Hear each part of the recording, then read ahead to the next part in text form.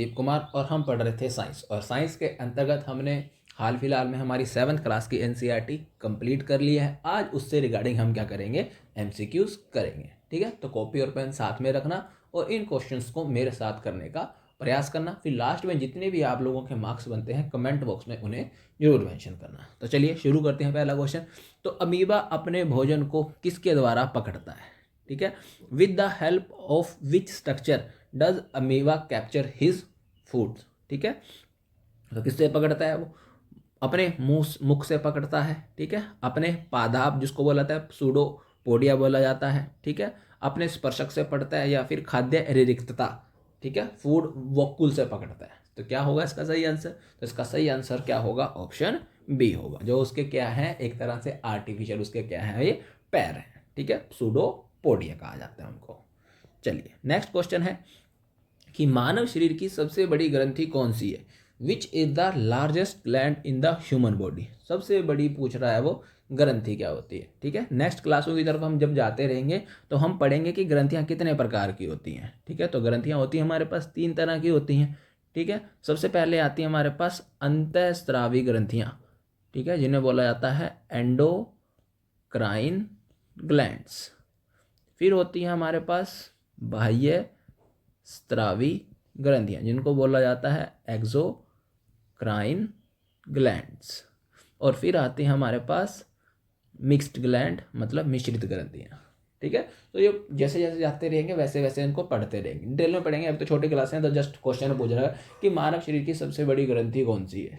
ठीक है, तो सबसे बड़ी ग्रंथि जो पूछ रखी है उसका नाम क्या? पैनक्रियाज है, अग्नाशय है, लीवर है, यकृत है। ठीक है, सलेवरी ग्लैंड है मेरे पास, लार ग्रंथियां, या फिर स्टमक है।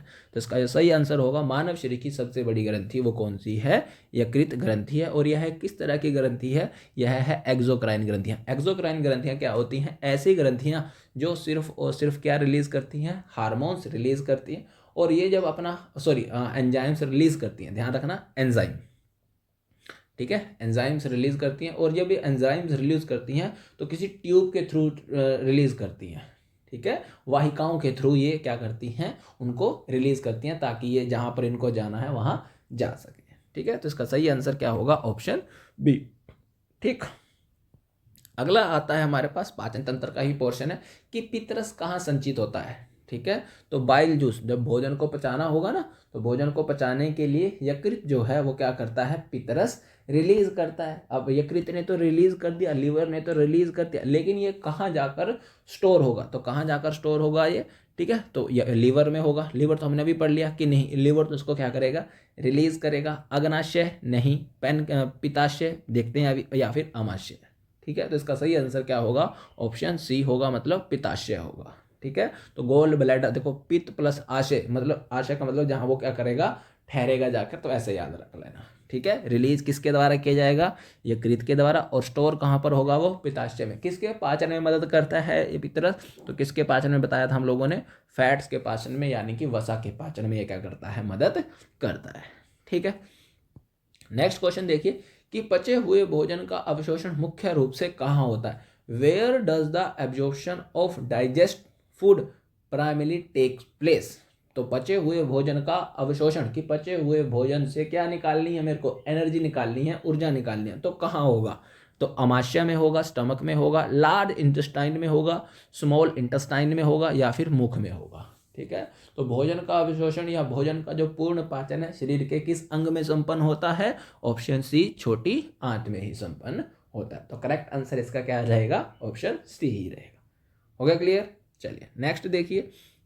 हाँ, अगर वो यही पूछ लेता कि भोजन, अगर यही पूछ लेता वो पानी का अवशोषण कहाँ होता, तो क्या लगाते हैं हम? उसका सही आंसर ऑप्शन बी लगाते हैं। ठीक है, तो बड़ी आंत पानी का और छोटी आंत भोजन का।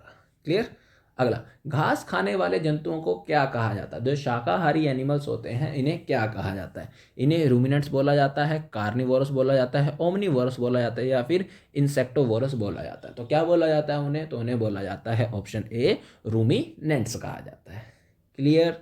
चलिए नेक्स्ट क्वेश्चन आएगा कि मानव शरीर का सामान्य तापमान कितना होता है? What is the normal temperature of human body? तो सबको पता है ठीक है, सबको पता है कितना है, 37 डिग्री सेल्सियस है। लेकिन अगर वो पूछ ले कि फ़ारेनहाइट में बताओ मेरे को और केल्विन में बताओ, तो हम लोगों ने जब लेक्चर पढ़ा था तो वहाँ पर मैंने आप लोगों को कन्वर्जन भी बताया था। फॉर्मूला क्या है उसका कन्वर्जन करने का, तो क्या था, C/100 K-273/100 और F-32/180।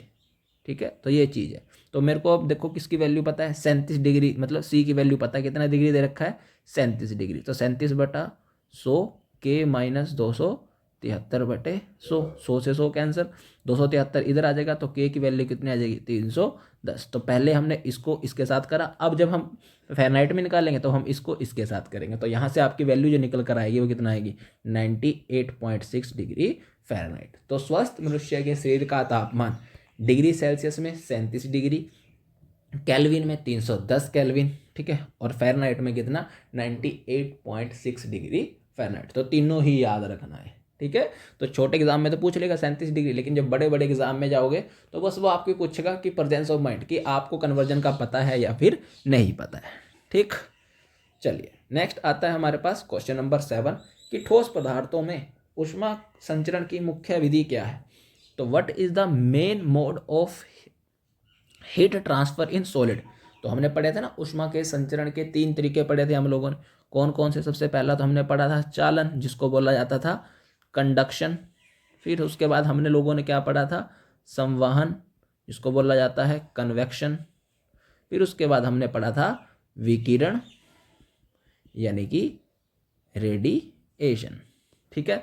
तो जब हीट का ट्रांसफ़र होगा, जो अपने पार्टिकल होंगे वो अपनी पोजीशन नहीं बदलेंगे। जो नहीं बदल रहे हैं मतलब अपनी जगह पर क्या है, फिक्स है। जब जो पार्टिकल होंगे वो अपनी पोजीशन क्या कर लेंगे, बदल लेंगे। तो गर्म पानी मतलब ऊपर, ठंडा पानी कहाँ, नीचे। तो ऐसी मूवमेंट थी या नहीं थी, तो पोजीशन क्या होगी, चेंज होगी। और ऐसा सिर्फ पॉसिबल कहाँ था, या तो ऐसा लिक्विड में होगा या फिर कहाँ होगा, गैस में। तो बचा फिर सॉलिड का कौन सा। तो ध्यान रख लेना, ठोस पदार्थों में ऊष्मा का संचरण, भाई पोजीशन नहीं बदल रहे हैं, सिर्फ क्या कर रहे हैं, ट्रांसफर ऑफ हीट कर रहे हैं, एक दूसरे को पास कर रहे हैं हीट। तो किस में आएगा वो, ठीक है। तो पूछ रहा है कि सॉलिड में ऊष्मा का संचरण किसके द्वारा होगा, इसका सही आंसर होगा ऑप्शन सी के द्वारा, चालन के द्वारा। बाकी जहाँ किसी भी मीडियम की आवश्यकता नहीं होती तो वहाँ क्या आएगा, विकिरण वगैरह। तो चालन में कौन सा है, ठोस, और संवहन में कौन सा आएगा मेरे पास, लिक्विड आ जाएगा और गैसें आ जाएगा, ठीक है। अगला, स्टेनलेस स्टील के बर्तनों के नीचे तांबे की परत क्यों लगाई जाती है। Why is copper coating apply to the bottom of stainless steel. ठीक है, जो आप लोगों के बर्तन होते हैं, ठीक है, यूटेंसिल वगैरह होते हैं, इनमें जो है खासकर स्टील के, तो इनके नीचे देखा होगा आप लोगों ने, अगर घर में बर्तन यूज़ करते होंगे तो तांबे की वो लगाई जाती है, लेयर लगाई जाती है, परत लगाई जाती है। क्यों, सजावट के लिए, डेकोरेशन के लिए, ठीक है। तांबा जो है ऊष्मा का बेहतर चालक होता है, ठीक है। Copper is a good conductor of heat, क्या इस वजह से होगा, सफाई के लिए, या फिर बिकॉज ऑफ इट्स क्या है, ये सस्ता है, ठीक है। सही आंसर क्या होगा इसका, ऑप्शन बी, क्योंकि जो तांबा है वो ऊष्मा का सबसे अच्छा क्या है, चालक है, गुड कंडक्टर ऑफ हीट है, ठीक है। इसलिए हम उसका क्या करते हैं, यूज़ करते हैं। स्टील के बर्तनों के नीचे उसकी क्या लगाई जाती है, एक लेयर लगाई जाती है। चलिए नेक्स्ट आता है हमारे पास क्वेश्चन नंबर 9 कि समुद्री समीर कब चलती है, ठीक है। तो सिंपल है, ये मेरे पास ज़मीन है, ये मेरे पास समुद्र वाला एरिया है, तो पूछ रहा है समुद्र समीर कब चलेगी, ठीक है। तो सिंपल डायग्राम बना लो, ठीक है। मेरे पास सूर्य है, सनलाइट आ रही है, ठीक है। तो कौन जल्दी गर्म हो जाएगा, लैंड का हिस्सा जल्दी गर्म हो जाएगा। लैंड का हिस्सा जल्दी गर्म हो जाएगा तो हवा यहाँ से कहाँ चली जाएगी, ऊपर चली जाएगी। तो ऑटोमेटिक यहाँ पर कौन सा प्रेशर जोन बनेगा, हाई लो प्रेशर बनेगा, और इस तरफ यहाँ पर कैसा बनेगा, हाई प्रेशर जोन बनेगा। और पवनें हमेशा कहाँ से कहाँ को, हाई प्रेशर से लो प्रेशर के। और पवनों के नाम कैसे रखे जाते हैं, जिधर से पवन आ रही होती है। तो देखो कहाँ से आ रही है, समुद्र से, इसलिए नाम क्या पड़ गया इसका, समुद्र समीर। तो कब चल रही है, दिन में चल रही है, रात में चल रही है। तो अभी तो बस हमने सूर्य ही बनाया था, तो इसका सही आंसर क्या होगा, ऑप्शन बी होगा, मतलब दिन में। और रात में क्या चलेगी हमारे पास, लैंड ब्रिज चलेगी। क्यों चलेगी लैंड ब्रिज, क्योंकि ध्यान रखना, जो चीज़ जितनी जल्दी क्या हुई है गर्म, वो उतनी जल्दी क्या आ जाएगी, ठंडी। तो यहाँ क्या आ जाएगा, हाई प्रेशर, और यहाँ क्या आ जाएगा, लो प्रेशर। फिर रात के समय में ऐसा चलेगा, ठीक है। तो ऐसे याद रखना इन चीज़ों को, मैंने अच्छे ढंग से समझाया ताकि आप लोगों को कोई भी दिक्कत ना आए। चलिए नेक्स्ट क्वेश्चन है कि पारा जो है वो मरकरी का उपयोग थर्मामीटर में क्यों किया जाता है? तो why is mercury used in thermometer? तो यह चमकदार होता है, शाइनी होता है, क्या इस वजह से हम इसको यूज़ करते हैं? यह कांच से नहीं चिपकता, क्या इसलिए करते हैं? ठीक है। यह ऊष्मा का क्या होता है? सुचालक होता है, गुड कंडक्टर ऑफ हीट होता है, या फिर उपयुक्त सभी? ठीक है। तो ये तो हमको पता है कि वो कांच के साथ नहीं चिपकता, बिल्कुल सही है। अगर चिपकता होता तो वो वहीं रहता, लेकिन नहीं, वो क्या कर जाता है, अपराइज होता ही रहता है।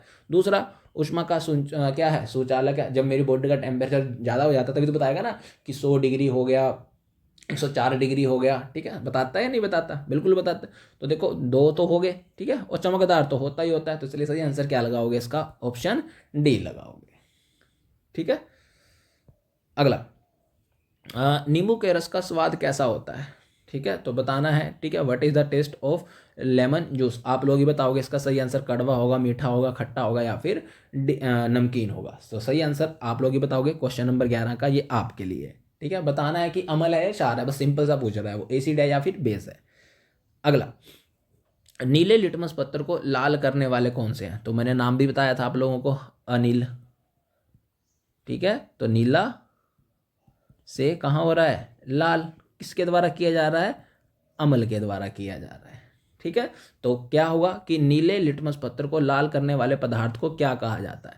तो substances that turns blue litmus paper, ठीक है, इनटू रेड आर कॉल्ड। ठीक है, तो एसिड बोला जाएगा, बेस बोला जाएगा, साल्ट बोला जाएगा, या फिर न्यूट्रल बोला जाएगा? तो सही आंसर क्या होगा इसका? ऑप्शन ए सही आंसर हो जाएगा। अगला, फिर पूछ रहा है कि लिस्ट दे रखी थी हम लोगों ने जो किताब में पढ़ी थी एनसीईआरटी की, वहीं से उन्होंने क्वेश्चन उठाया है कि क्वेश्चन नंबर 13 है, क्या कह रहा है कि जो चींटी का डंग होता है, उसका स्टिंग होता है, उसमें कौन सा अम्ल पाया जाता है, कौन सा एसिड पाया जाता है? तो which acid is found in ant sting? ठीक है, तो एसिटिक एसिड हो गया, फॉर्मिक हो गया, लैक्टिक हो गया, या फिर सिट्रिक होगा?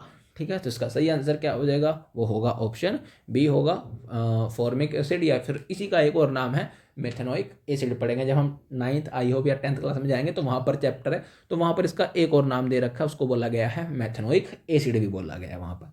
ठीक है, तो अभी हमने जब छोटी क्लास में पढ़ा तो सिंपल नाम क्या दे दिया उन्होंने? फॉर्मिक एसिड दे दिया है। ठीक है, अगला आता है हमारे पास मिल्क ऑफ मैग्नीशिया क्या है? What is milk of magnesia क्या है? ठीक है, तो एसिड है, बेस है, सॉल्ट है, या फिर इंडिकेटर है? तो क्या है मिल्क ऑफ मैग्नीशिया? ध्यान रख लेना, ये है हमारे पास क्षार है, क्या है? बेस है, जो अम्लता को दूर करने का क्या करता है? काम करता है, एसिडिटी को दूर करने का काम किया जाता है। इनफैक्ट जो हमारी इनो होती है ना, मैंने बताया भी था क्लास में कि जो हमारी इनो होती है उसमें एक बार पढ़ के देखना, इंग्रेडिएंट लिखा होगा, ऐसे करके फॉर्मूला होगा MgOH पैर में 2। ठीक है, मैग्नीशियम हाइड्रोक्साइड। ठीक है, यही जो है इसको क्या बोला जाता है? मिल्क ऑफ मैग्नीशिया बोला जाता है। यही हमारे इनो के पैकेट में होता है। ठीक है, उसके बाद क्वेश्चन नंबर 15 क्या कह रहा है कि उदासीकरण न्यूट्रलाइजेशन अभिक्रिया में क्या बनता है? ठीक है, तो हमने पढ़ा था कि जब एसिड और बेस मिलते हैं तो हमेशा क्या बनेंगे? सोल्ट बनेंगे, और साथ में क्या बनेगा? हमारा वाटर बनेगा। इसी रिएक्शन को हमने क्या दिया था? न्यूट्रलाइजेशन, कि जो एसिड है और अम्ल है एक दूसरे के प्रभाव को क्या कर देते हैं? कैंसिल कर देते हैं। तो उस हिसाब से जो रिएक्शन बनी हमारी, कौन सी बनी? न्यूट्रलाइजेशन रिएक्शन बनी। तो आप पूछ रहे हैं न्यूट्रलाइजेशन रिएक्शन के दौरान क्या क्या बनता है? तो केवल लवण बनते हैं क्या? केवल लवण बना? नहीं। क्या केवल जल? क्या केवल जल, या दोनों? बिल्कुल सही, दोनों। एसिड और बेस? नहीं। तो इसका सही आंसर क्या हो जाएगा? ऑप्शन सी हो जाएगा, लवण और जल दोनों ही बनेंगे। क्लियर। उसके बाद आता है हमारे पास ईस्ट का उपयोग किस में होता है? ठीक है, ईस्ट इज यूज्ड इन, तो दही बनाने में किया जाता है, अल्कोहल बनाने में किया जाता है, सोप बनाने में किया जाता है, या फिर मेडिसिन बनाने में किया जाता है? तो ईस्ट का जो उपयोग किया जाता है वो किसके लिए किया जाता है? शराब बनाने के लिए किया जाता है। और इसी रिएक्शन को ध्यान रख लेना, क्या बोला जाता था हमने? फर्मेंटेशन या फिर किण्वन बोला जाता है। ठीक है, क्या होता है? जब जो शर्करा होता है, शुगर होती है, वो किस में बदल जाती है? अल्कोहल में बदल जाती है, बिना ऑक्सीजन की अनुपस्थिति में। ध्यान रखना, ऑक्सीजन क्या रहेगी उसमें? एब्सेंस रहेगी। ठीक है, तो इसी को हमने बोल दिया जब हमने क्या पढ़ा था? श्वसन वाला चैप्टर पढ़ा था, वहीं पर पढ़ा था कि श्वसन कितनी तरह के होते हैं? 2 तरह के होते हैं। एक होता है एरोबिक और एक होता है एनारोबिक। ठीक है, तो एरोबिक में क्या? ऑक्सीजन की आवश्यकता पड़ती है एनर्जी लेने के लिए, और दूसरा आता था एनारोबिक, जिसमें ध्यान रखना ऑक्सीजन की आवश्यकता नहीं होती। तो जब भी ऐसा होगा ऑक्सीजन की आवश्यकता नहीं होगी तो ध्यान रखना, बस वहीं पर हमारे लिए ध्यान रख लेना क्या काम, मतलब प्रोसेस जो बनेगी उसको बोला गया है फर्मेंटेशन बना था। इसी वजह से जब हम जिम वगैरह या फिर दौड़ भाग करते हैं फिर उसके बाद हमारे शरीर में क्या हो जाती है, ऐंठन वगैरह आ जाती है, क्रैम्प वगैरह। तो क्यों? क्योंकि ऑक्सीजन चाहिए ज़्यादा लेकिन सप्लाई क्या रहती है, कम। तो जिस वजह से हमारे शरीर में क्या इकट्ठा हो जाता है, लैक्टिक एसिड, ठीक है, एसिड बनने लग जाता है। फिर हमारे शरीर की क्या करवाई जाती है, फिर या तो हमें बोला जाता है गर्म पानी से स्नान करें या फिर अपने शरीर की क्या करवाएं, मसाज करवाएं, ताकि आपके ब्लड में ब्लड में ऑक्सीजन का फ्लो क्या हो सके, बढ़ सके। ठीक है, सही आंसर क्या होगा इसका, ऑप्शन बी होगा। अच्छे ढंग से पढ़ रखा है इसलिए ऐसे ऐसे क्वेश्चन आ रखे हैं। ठीक, अगला तिलचट्टा जो है, ठीक है, जिसको कॉकरोच बोलता है, किसके द्वारा श्वसन करता है, फेफड़ों के द्वारा, त्वचा के द्वारा, श्वास रंध्र के द्वारा या फिर गलफड़ों के द्वारा। तो किससे श्वसन करता था वो, तो इसका सही आंसर क्या होगा, ऑप्शन सी, मतलब उसके पास जो श्वास रंध्र होते हैं उनके द्वारा वो श्वसन करता है। ठीक है, अगला क्वेश्चन वही आ गया कि अत्यधिक व्यायाम करने के बाद मांसपेशियों में ऐंठन हो जाती है, ठीक है, क्रैम्प वगैरह पड़ जाते हैं, तो ऐसा क्यों होता है।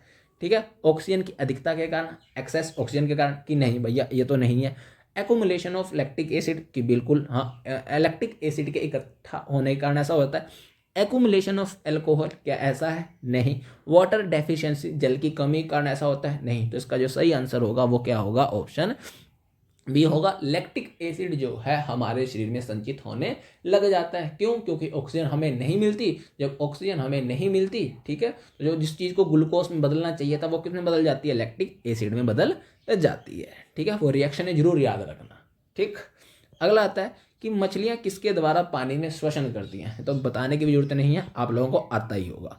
फिर अब है ये वाला, ठीक है, जिसको बोला जाता है एनारोबिक रेस्पिरेशन कहाँ होता है। ठीक है, वेयर डज एनारोबिक रेस्पिरेशन अकर। ठीक है, तो ऑक्सीजन की उपस्थिति में या फिर ऑक्सीजन की अनुपस्थिति में, बस यही दो ऑप्शन है। ठीक है, तो या जब हम क्या लेंगे, ऑक्सीजन की अनुपस्थिति में सांस लेंगे तो उसको क्या बोला जाएगा, एरोबिक। अनुपस्थिति में क्या बोला जाएगा, एनारोबिक। तो इसका सही आंसर क्या हो जाएगा, ऑप्शन बी, ऑक्सीजन की अनुपस्थिति में। ठीक है, तभी जो है मेरे जो शरीर में जो मैंने भोजन खाया है उसी से क्या बनना चाहिए था, ग्लूकोज, लेकिन बन क्या जाता है, लैक्टिक एसिड बन जाता है। क्लियर यहाँ तक। अगला है कि विद्युत सेल में प्रतीक में लंबी तार क्या दर्शाती है। What does the long line in symbol of electrical cell. तो लॉन्ग लाइन ऐसे करके बोल रहा है, क्या दर्शाती है मेरे पास, तो किसका है ये, तार का सिंबल है। अगला आता है फ्यूज तार किस सिद्धांत पर कार्य करता है। ठीक है, electric fuse work on the principle, किस सिद्धांत पर कार्य करता है, चुंबकीय प्रभाव पर, तापीय प्रभाव पर, रासायनिक प्रभाव पर या फिर प्रकाशीय प्रभाव पर। तो जब हमने इलेक्ट्रिसिटी पढ़ी थी तो वहां पर हमने करंट के दो ही प्रभाव तो पढ़े, एक कौन सा पढ़ा उसका, मैग्नेटिक, और एक कौन सा पढ़ा हमने, हीटिंग। तो जब हीटिंग होगी, इलेक्ट्रिसिटी ज़्यादा आएगी तो जो मेरी फ्यूज़ की वायर होगी वो क्या हो जाती है, मेल्ट हो जाती है, ताकि जो मेरा घर में जो मैंने वायरिंग लगा रखी है वो क्या रहे, सेफ रहे, वो जले कटे ना। ठीक है, सही आंसर क्या होगा इसका, इसका सही आंसर होगा ऑप्शन बी होगा, मतलब हीटिंग इफेक्ट। किसका हीटिंग इफेक्ट, इलेक्ट्रिकल करंट का। ठीक है, उसके अलावा पूछ रहा है कि बैटरी क्या होती है, व्हाट इज अ बैटरी। ठीक है, तो एक ही सेल, सिंगल सेल होगा, या फिर दो या दो से अधिक सेलों का क्या होगा, कॉम्बिनेशन होगा, एक स्विच होगा, या फिर इंसुलेटर ऑफ इलेक्ट्रिसिटी होगा। तो क्या बताया था हम लोगों ने, ठीक है, कि जब एक या एक से अधिक सेलों का, ठीक है, पॉजिटिव नेगेटिव इस तरह से उनका कनेक्शन होगा, इसी चीज़ से मेरे लिए क्या बनेगी, बैटरी बनेगी। तो या एक या दो से अधिक सेलों का क्या रहेगा, संयोजन रहेगा या फिर कॉम्बिनेशन रहेगा, उसे ही हम क्या बोल देंगे, बैटरी कह देंगे। सही आंसर क्या हो गया इसका, ऑप्शन बी हो गया। उसके बाद आती जो हमारी इलेक्ट्रिकल बेल आती है, what is present in electrical bell. तो क्या प्रेजेंट रहता है उसके अंतर्गत, तो स्थायी चुंबक, परमानेंट मैग्नेट, इलेक्ट्रोमैग्नेट, हीटर रहेगा या फिर लेंस रहेगा। तो क्या है, ठीक है, तो इसका सही आंसर क्या रहेगा, ऑप्शन बी रहेगा, इलेक्ट्रोमैग्नेट के सिद्धांत पर ही वो क्या करती है, कार्य करती है। क्लियर। फिर उसके बाद आता है हमारे पास CFL का पूर्ण रूप क्या है, what is the full form of CFL। ठीक है, तो common fluorescent lamp, compact fluorescent lamp, ठीक है, सेंट्रल फ्लोरोसेंट लाइट या फिर कॉम्पैक्ट फ्लो ऑफ लाइट। तो इसका सही आंसर क्या होगा, ऑप्शन बी होगा, कॉम्पैक्ट फ्लोरोसेंट लैंप इसकी लैंप इसका क्या है, नाम है। हो गया। अगला, प्रकाश किस मार्ग पर गमन करता है, ठीक है। लाइट ट्रेवल अलोंग तो प्रकाश हमेशा कैसे, सीधी रेखा में गमन करता है। तो इसके लिए हम लोगों ने एक्सपेरिमेंट देखा था, वो कौन सा था कि एक स्ट्रेट पाइप लो, उसमें से देखो तो आपको दूसरी तरफ दिख जाएगा, ठीक है।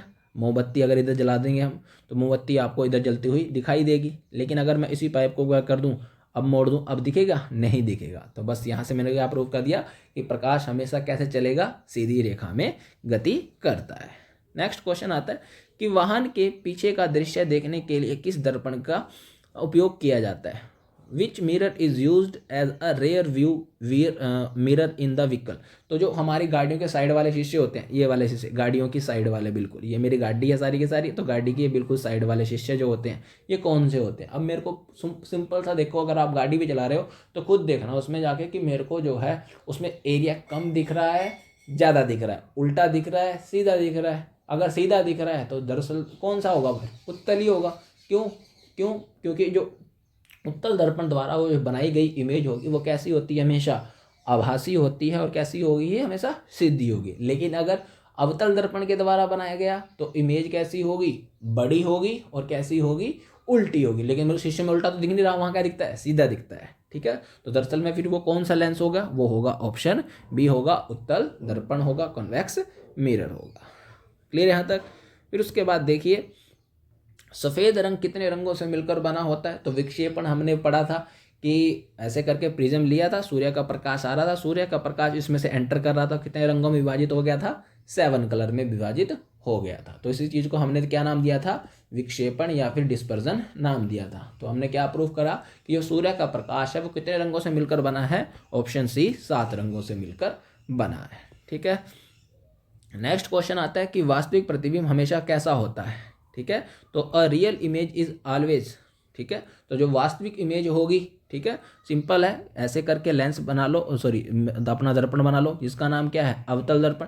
किरणें आएंगी टकराकर आपको एक जगह पर क्या हो जाएंगी, केंद्रित हो जाएंगी, ठीक है। जब भी किरणें एक दूसरे को प्रतिच्छेद करेंगी तो कैसी इमेज बनेगी, हमेशा वास्तविक इमेज बनेगी, रियल इमेज बनेगी, ठीक है। तो पूछ रहा है, और रियल इमेज कैसी होगी, हमेशा उल्टी होगी, इन्वर्टेड होगी, ठीक है। इसी तरह अगर मैं लेंस की बात करूं तो लेंस में हमने देख लिया था। तो यहाँ तो ये मेरे पास कौन सा था, कॉनकेव मिरर था। अब ये कौन सा लेंस है मेरे पास, कन्वेक्स लेंस है मेरे पास, ठीक है। तो किरणें देखो क्या हो जाएंगी, मिल जाएंगी, ठीक है। तो डायग्राम मैंने वहाँ भी बताया था कि कन्वेक्स मिरर कैसी इमेज बनाएगा, रियल, और कन्वेक्स लेंस हमेशा कैसी रियल इमेज बनाएगा, रियल। बाकी दोनों में क्या कर लेना, उल्टा, जहाँ किरणें मिलेंगी, ठीक है, वहाँ हमेशा आपकी जो इमेज बनेगी वो कैसी बनेगी, रियल बनेगी। लेकिन रियल इमेज हमेशा कैसी होती है, उल्टी होती है।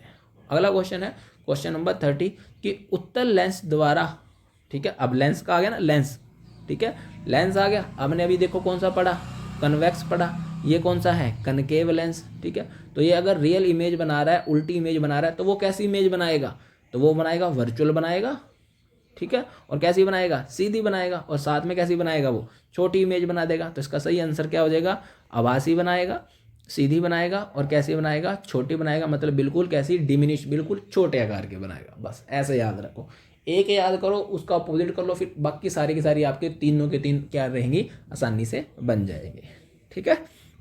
तो option A is the right answer. फिर उसके बाद आता है हमारे पास WWTP का पूरा नाम क्या है, फुल फॉर्म क्या है, ठीक है।